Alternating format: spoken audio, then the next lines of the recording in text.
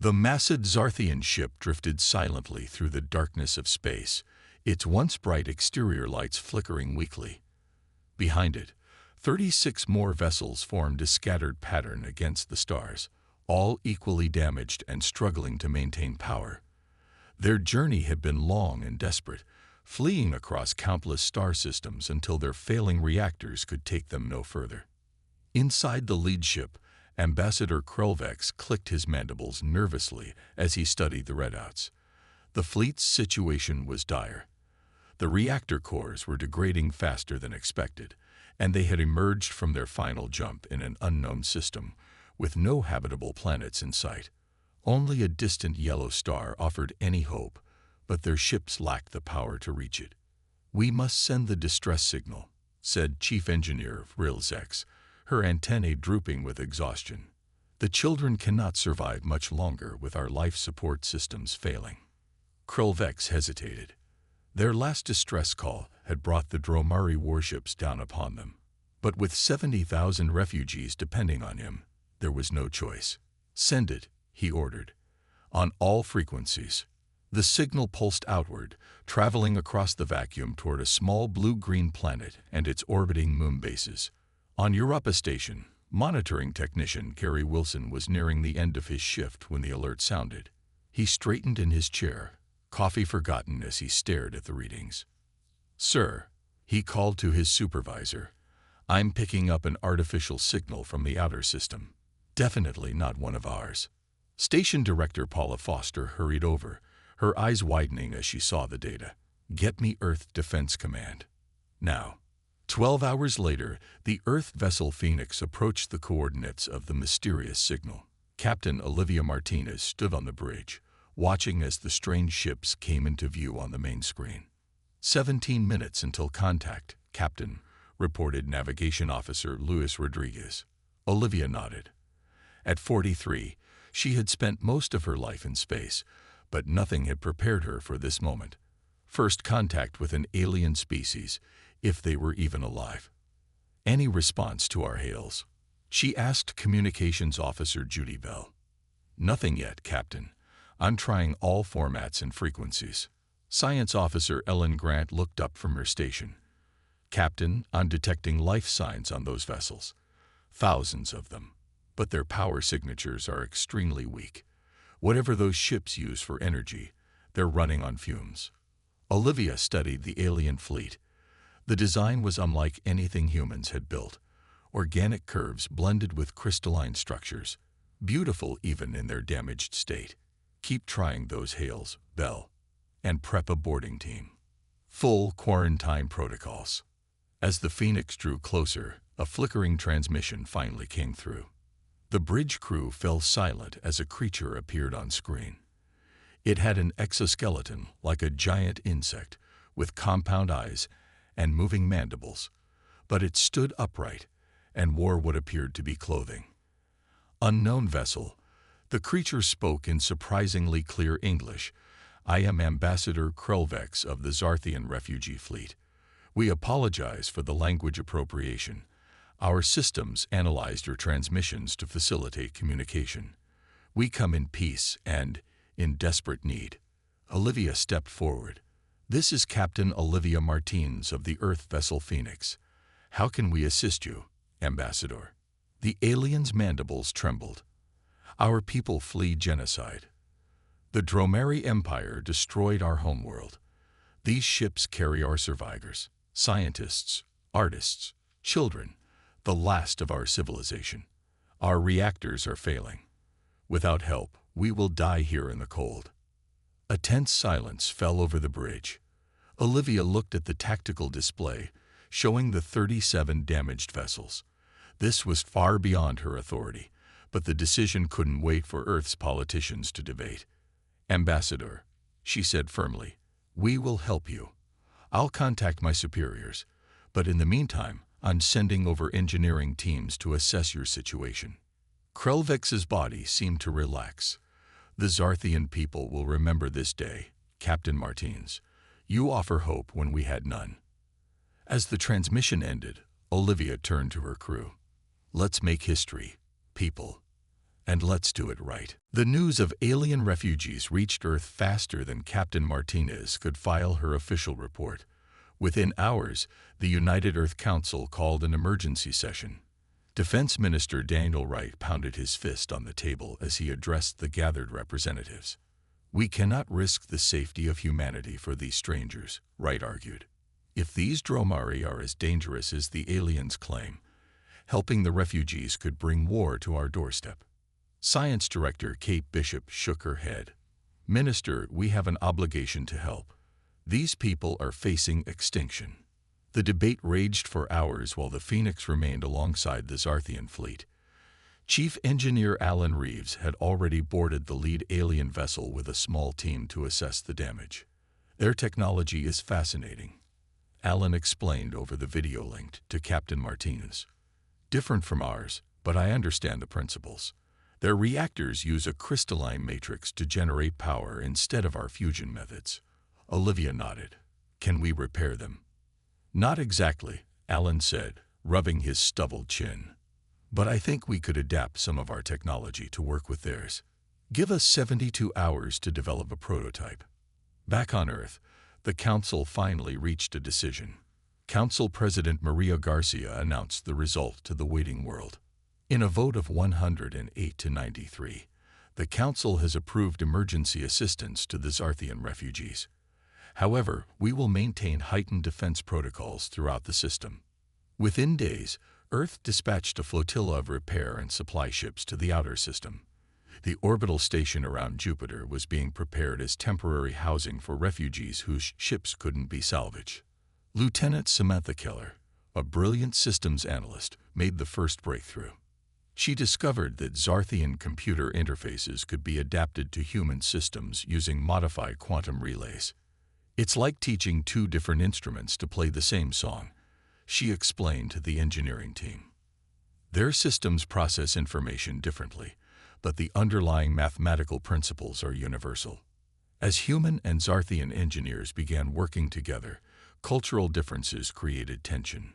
Zarthian technician Traspek struggled to explain critical system requirements to the human team. "Your metals are too rigid," he chittered frantically. "The power conduits must breathe with the energy flow." The humans stared in confusion until Specialist Ryan Cooper had an idea. He pulled out his tablet and began drawing diagrams rather than relying on words. "Show me," he said simply, handing the device to Traspek. The Zarthian's compound eyes gleamed as he quickly sketched a flowing design. Soon, engineers from both species were communicating through shared visual schematics, bypassing the limitations of language. Meanwhile, political pressure mounted on Earth. Protesters gathered outside council buildings with signs reading "Humans First" and "Don't Risk Earth." Senator Gregory Palmer became their unofficial spokesperson. "We're rushing into an interstellar situation without understanding the consequences," Palmer told reporters. "These aliens could be lying about everything." Despite the opposition, the rescue operation continued. Commander Joe Patterson coordinated the repair efforts across all 37 Zarthian vessels, prioritizing life support systems first. "We've got 8 repair ships and 300 technicians working around the clock," Joe reported to Captain Martinez. "The radiation from their damaged reactors is making things difficult, but we're making progress." 2 weeks into the operation, Alan Reeves called an excited transmission from the Zarthian command ship. "We did it. The first reactor is stabilized with our hybrid system. It's only at 30% capacity, but it's stable." A cheer went up on the Phoenix Bridge.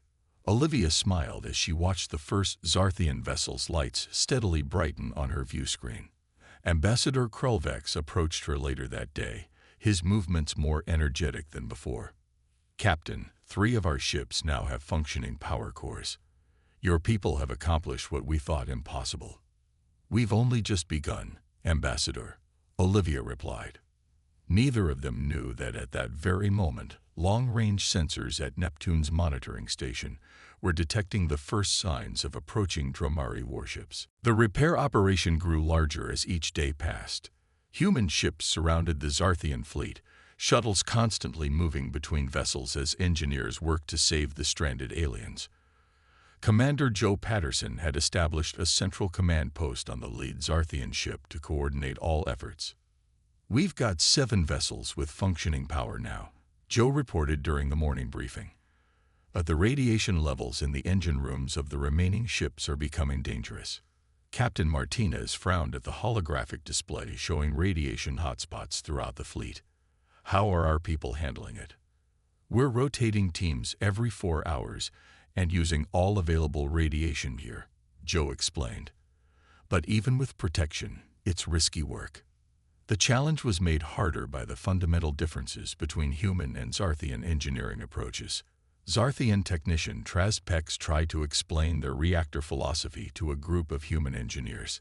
"You build machines that follow fixed paths," Trazpex said, his translator device converting his clicks and chirps to English. "We grow systems that adapt. Our reactors shift their internal structure based on energy needs." Alan Reeves scratched his head. "Like living things." "Yes, like your bodies adjust to different activities." Trazpex's antennae wiggled with excitement. "But now they are sick and cannot heal themselves." This conceptual difference made repairs especially difficult. Human components were too rigid to fully integrate with Zarthian systems, requiring constant adjustments. Several repair attempts failed, wasting precious time and materials. The breakthrough came unexpectedly. Specialist Ryan Cooper had been working with a Zarthian engineer named Mixor on a particularly damaged reactor. After 16 hours of failed attempts, Ryan fell asleep at his workstation. He awoke to find Mixor studying his tablet where he had been sketching ideas. "Your sleeping mind solved it," Mixor clicked excitedly. Ryan rubbed his eyes. "What?" "Here," Mixor pointed to a half-finished diagram Ryan had been working on before dozing off. "Your design shows flexible connection points that would allow our systems to adapt your power regulators." Ryan stared at the drawing, not fully remembering creating it. "It might work, but we'd need to create custom interfaces for each connection point." "We can do this," Mixor insisted. Within hours, Ryan and Mixor had assembled a small team to build the first prototype. The test was conducted on a damaged auxiliary power node on one of the smaller Zarthian vessels. "Power flowing at 10%, called out Lieutenant Lisa Weber, monitoring the readings. 15%, 20%. Holding steady at 25%. A cheer went up from both human and Zarthian technicians. It wasn't perfect, but it was stable. The design was quickly shared with all repair teams across the fleet. The work remained dangerous. During an emergency repair on one of the larger refugee ships, a power surge caused a radiation shield to fail. 3 human engineers were exposed to dangerous levels before they could be evacuated. Captain Martinez visited them in the Phoenix's medical bay. Despite their injuries, the engineers were eager to return to work. "Those children on that ship would have died if we hadn't fixed the life support, Captain," said Specialist Warren Kim from his bed, his skin showing radiation burns. "I'd do it again." By the end of the 3rd week, 17 Zarthian ships had functioning power systems. The refugees began to hope again. Ambassador Krulvex invited Captain Martins to witness a ceremony rarely seen by outsiders. In a large chamber filled with hundreds of Zarthians, young larvae emerged from their protective cocoons, their new exoskeletons glistening under the lights. Adult Zarthians sang a harmonious clicking song as the youngsters took their first steps. "These children were born during our flight," Krulvex explained quietly. "They have never known our homeworld. Today, they join our community because you gave us the power to maintain proper hatching conditions." Olivia felt tears in her eyes. "They're beautiful." Before Krulvex could respond, Commander Patterson's urgent voice came through on her communicator. "Captain, return to the Phoenix immediately. We've just received word from Earth. Our deep space monitors have detected multiple warp signatures approaching the system. The Dromeri have found us." The mood aboard the Phoenix shifted dramatically as Captain Martinez called her senior officers to the command center. The holographic display showed 12 red dots moving rapidly toward their position. "The Dromeri fleet will reach us in approximately 72 hours, reported Science Officer Ellen Grant. Based on their energy signatures, we're looking at 8 warships and 4 support vessels. Commander Joe Patterson frowned at the display. How many Zarthian ships are actually space-worthy right now? 17 with basic power, but only 11 with enough engine capacity to travel, Alan Reeves answered. And even those can't attempt faster-than-light travel yet. Olivia studied the tactical display. We need to accelerate the evacuation plan. The ships that can't move need to be emptied. Lieutenant Lisa Weber, who had been coordinating with the refugees, spoke up. Captain, the Zarthian vessels are already overcrowded. Where would we put thousands more? We'll have to consolidate them onto the functioning ships and prepare for immediate departure, Olivia decided. Any vessel that can't move will need to be abandoned. When Ambassador Krelvex received this news, his compound eyes darkened with distress. Some of these ships have been homes to our people for generations. They contain irreplaceable cultural artifacts and scientific knowledge. I understand, Olivia said gently. But we must prioritize lives over possessions. The evacuation began immediately. Human shuttles worked alongside Zarthian transport pods, moving refugees to the functioning vessels. Priority was given to the young, the elderly, and critical scientific personnel. As the operation progressed, tensions rose on Earth. Senator Gregory Palmer held an unauthorized press conference that was broadcast globally. Fellow citizens, I've received intelligence that an alien war is about to arrive in our solar system, Palmer announced. The government has placed all of humanity at risk by harboring these refugee aliens. I demand immediate withdrawal of our forces. The broadcast sparked panic. Major cities saw protests demanding Earth forces abandon the rescue mission. Emergency council sessions were called to address the growing crisis. Back in space, the evacuation faced mounting challenges. The Zarthian ships that could still move were becoming dangerously overloaded. We can't fit any more on this vessel, reported a Zarthian ship captain named Ziv Kor. Life support is already strained beyond safety margins. Lieutenant Lisa Weber had been working nonstop for 30 hours, coordinating the transfers. She ran her fingers through her tangled hair as she reviewed the numbers. We still have nearly 8,000 refugees to move and nowhere to put them, she told Captain Martinez. Olivia made a difficult decision. Contact Earth. Request permission to bring refugees to the Jupiter orbital station. The request reached Defense Minister Wright, who exploded with anger. Absolutely not. We're not bringing potentially hostile aliens deeper into our system. Council President Maria Garcia overruled him. Minister, these are civilians, including children. Prepare the station.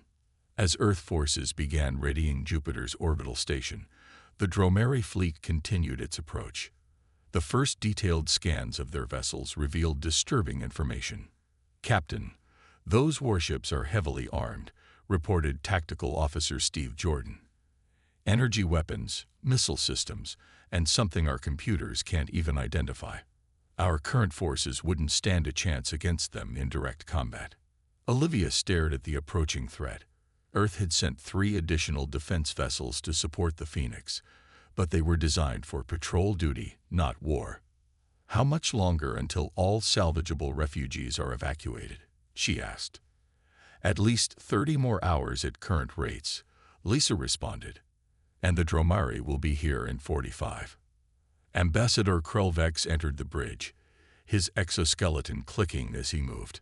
Captain Martinez, there is something about our people you should know. Something we have kept hidden.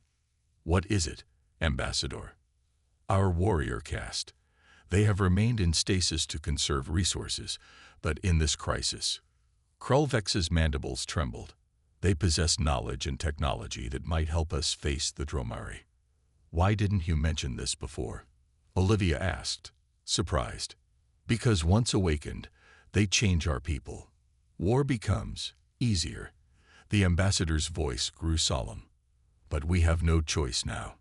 The Dromari leave no survivors. The sealed chamber deep within the largest Zarthian vessel had remained untouched since the fleet began its journey.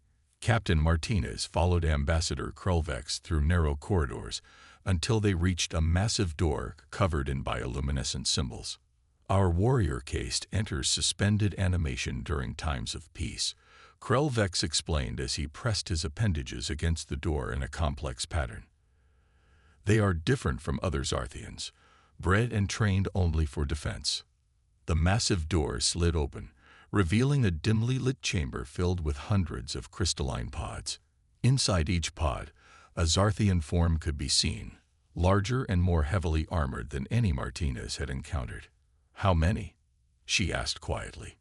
423, the ambassador replied. "All that remain of our defense forces." Krulvex approached a central control panel and began the awakening sequence. The pods hummed with energy as the stasis fields deactivated. The first pod opened with a hiss of escaping gas. A massive Zarthian warrior emerged, its exoskeleton midnight black with red markings. 4 arms ended in what appeared to be natural weapons, hardened claws and spikes. "High Commander Drasmor," Krulvex greeted with a formal bow. "The time of necessity has come." The warrior's compound eyes focused on Martinez. "Human," it stated simply, its translator producing a deep, resonant voice. "Captain Olivia Martinez of Earth," she introduced herself. "We're trying to help your people escape the Dromari."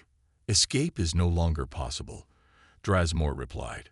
"The Dromari will follow wherever we go. They will not stop until all Zarthians are eliminated."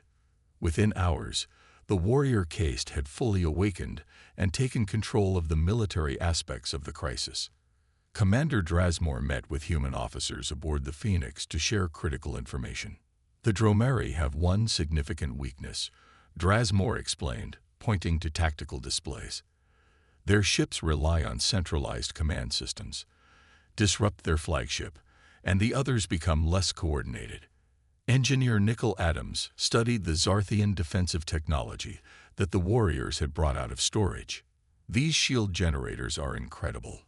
They operate on completely different principles than ours. They create phase barriers rather than energy fields," explained Zik-4, the Zarthian weapons specialist. "Dromari weapons cannot penetrate them directly." "But we don't have enough to protect all ships," Nickel pointed out. "We don't need to," Zik-4 replied. "If we combine our technologies, we could create a hybrid defense network." The next 40 hours were a blur of activity. Earth sent additional military support. 2 heavy cruisers led by Admiral Frank Morgan arrived with weapons and supplies. Human and Zarthian technicians worked side by side, integrating their defense systems. Nickel and Zik-4 made remarkable progress combining Earth's electromagnetic pulse technology with Zarthian phase barriers. The result was a defensive weapon that could potentially disrupt Dromari ship systems without destroying them. "We've never tested this against actual Dromari technology," Nickel cautioned during the final briefing. "It's theoretical." Drasmor's mandibles clicked. Theory becomes reality in combat. As tensions mounted, cultural barriers between humans and Zarthians began to break down. Zarthian cultural officer Mythplex organized shared meals where both species could learn about each other. The Dromari believe themselves superior to all life, Mythplex told a group of human officers. "They cannot understand cooperation between different species. This gives us an advantage they cannot anticipate." Admiral Morgan was initially skeptical about the joint defense plan. "We're risking Earth forces on untested alien technology," he argued to Captain Martinez. "With respect, Admiral, I've seen what these people can do," Olivia responded. "Their engineering is unlike ours, but it works. And right now, it's our best chance." The Admiral studied the Zarthian warriors coordinating with human tactical officers. "They're disciplined, I'll give them that. They're fighting for their survival," Olivia said. "And now, so are we." In the final hours before the Dromari arrival, Captain Martinez and High Commander Drasmor stood together on the Phoenix Bridge, watching as the combined human-Zarthian fleet took formation. "Your people had no obligation to help us," Drasmor said quietly. "Why did you?" Olivia considered the question. Because someday we might be the ones needing rescue. The tactical alert sounded. On the main screen, 12 Dromari vessels emerged from faster-than-light travel. All ships, battle positions. Olivia ordered. Let's show them what two species can do together. The Dromari ships emerged like predators from the darkness, their hulls gleaming with a metallic purple sheen. Each vessel bristled with weapon ports and strange antenna arrays. The largest ship, nearly twice the size of the others, took position at the center of their formation. Dromari fleet has established standard attack pattern, reported Tactical Officer Steve Jordan. They're launching probe drones. Dozens of small objects detached from the Dromari vessels, rapidly spreading out toward the human Zarthian defensive line. Hold positions, ordered Admiral Morgan from his command ship. Let them come to us. Captain Martinez watched as the probe drones approached. The combined fleet had positioned itself between the Dromari and the vulnerable refugee ships still being evacuated. Probes entering outer defense perimeter, Steve announced. 30 seconds until contact with our first line of sensors. High Commander Drasmore stood rigidly beside Olivia. The Dromari always test defenses before committing their main force. They expect us to reveal our capabilities. Then let's give them something to think about, Olivia replied. Activate the first phase barrier. Engineer Nicole Adams, monitoring from the weapons control station, entered the command. Phase barrier active. A shimmer appeared in space as the first probe drones hit the invisible barrier. Instead of passing through, they froze in place, then began to spin wildly before shutting down completely. The barrier worked, Nicole exclaimed. Their navigation systems are completely disrupted. On the main screen, the Dromari fleet seemed to hesitate. Their perfect formation shifted as ships adjusted position. They're confused, Drasmore observed. This is not a defense they have encountered before. The momentary advantage didn't last long. The Dromari flagship emitted a powerful energy pulse, and the remaining probe drones changed course, finding paths between the phase barriers. They're adapting faster than expected, Steve warned. Second wave of drones approaching from multiple vectors. Admiral Morgan's voice came through the comm system. Captain Martinez, bring the electromagnetic pulse generators online. Let's see how they handle both defenses at once. As the second wave of drones penetrated deeper into the defensive perimeter, the human ships activated their EMP weapons. Synchronized with the Zarthian phase barriers, the effect was dramatic. The pulse waves, normally invisible, became visible as rippling blue energy as they passed through the barriers. When they reached the Dromari drones, the small craft exploded in brilliant flashes. The bridge crew cheered, but Communications Officer Judy Bell called for attention. Captain, we're receiving a transmission from the Dromari flagship. The main screen shifted to show a humanoid figure with gray-purple skin and no visible hair. Its eyes were large and completely black, and when it spoke, its thin lips barely moved. Defenders of Zarthian vermin, the Dromari commander spoke in flawless English. I am Supreme Hunter Vax Tull of the Dromari Empire.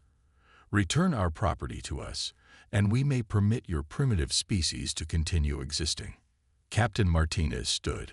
This is Captain Olivia Martinez of Earth. The Zarthians are under our protection. They are refugees, not property. All lesser species are property of the Empire, Vax Tull replied coldly.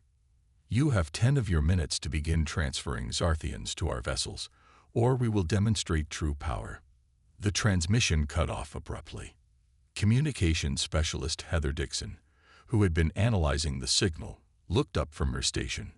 Captain, I was able to isolate their communication frequencies from that transmission. We might be able to use that. Good work, Olivia replied. Keep that information secure for now. The Dromari gave them no time to discuss strategy.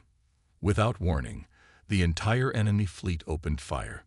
Energy beams and plasma torpedoes streaked toward the defensive line.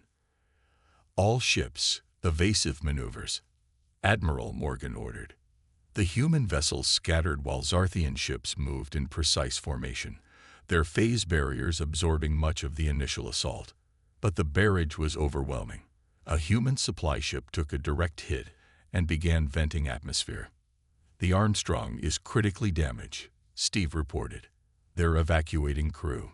Ben Morris, the fleet's lead negotiator who had been quiet until now, turned to Captain Martinez. "Captain, if I could establish a dialogue, I might be able to stall them." "Do it," Olivia agreed. "We need time to complete the evacuations." As Ben began working with Heather to open a communication channel, Engineer Nicole Adams approached with Zikfor at her side. The battle entered its third hour as the human-Zarthian alliance fought desperately against the Dromeri onslaught. 3 Earth vessels had taken heavy damage, and 5 of the functional Zarthian ships now operated with minimal power. The evacuation of the remaining refugees continued under fire, with shuttles darting between laser blasts to reach safety. On the Phoenix Bridge, Engineer Nicole Adams worked frantically at her station, sweat beading on her forehead. "Final calibrations complete," she announced. "All ships in the network are synchronized to the Dromeri command frequency." Captain Martinez nodded grimly. "Send the attack pattern to all vessels. We'll only get one chance at this." Negotiator Ben Morris had managed to keep the Dromeri commander talking for nearly 40 minutes, feigning interest in surrender terms while secretly buying time. Now that stalling tactic had reached its limit. "The Dromeri are breaking off communications," Heather Dixon reported. "They're repositioning their fleet for another assault." "Perfect timing," Olivia replied. "All ships, prepare to execute pattern sunburst on my mark." The combined fleet, which had appeared to be in disarray, suddenly shifted position. Human and Zarthian vessels moved in perfect coordination, forming a spherical formation around the Dromeri fleet. "Pattern established," Steve Jordan confirmed. "All ships reporting ready." Olivia exchanged a look with High Commander Drasmore. "For both our peoples," she said. "For both our peoples," the Zarthian warrior echoed. "Execute sunburst now." Every ship in the Alliance fired simultaneously. The weapons, a combination of human electromagnetic pulses and Zarthian phase disruptors, converged on the Dromeri vessels from all directions. When they hit the enemy shields, something remarkable happened. Instead of being stopped, the energy seemed to flow through the shields like water through a sieve. The Dromeri command ship shuddered as its systems overloaded. Secondary explosions rippled along its hull as power conduits failed. The surrounding Dromeri vessels began to drift, their formations breaking apart. "Direct hit on their command systems," Steve reported excitedly. "Their fleet coordination is collapsing." For several long minutes, the Dromeri ships drifted in apparent confusion. Then, one by one, they began to retreat, jumping to faster-than-light speed until only the damaged command ship remained. A final transmission came through from Supreme Hunter Vaxtol, his image now flickering with static. "This defeat is meaningless," the Dromeri commander hissed. "The Empire spans hundreds of worlds. We will find you again." "Perhaps," Captain Martinez responded. "But next time, you'll face both our species together." The Dromeri commander's face twisted with rage before the transmission cut off. Moments later, the command ship managed to activate its engines and disappeared into the darkness of space. A cheer erupted across the bridge of the Phoenix, echoed throughout the fleet as the news spread. The impossible had happened. They had repelled the Dromeri Empire. In the days that followed, the final repairs to the Zarthian vessels were completed. The United Earth Council convened an emergency session to decide the fate of the refugees. "These people need a permanent home," Council President Maria Garcia argued. "I propose offering settlement rights on Mars' second moon, Deimos. It's uninhabited and could be terraformed to suit Zarthian biology." Despite opposition from Senator Palmer and his supporters, the vote passed. The Zarthian refugees were offered a choice: continue their journey to find a new homeworld, or accept Earth's offer of Deimos as a permanent colony. Ambassador Krelvex addressed his people from the central chamber of their lidship.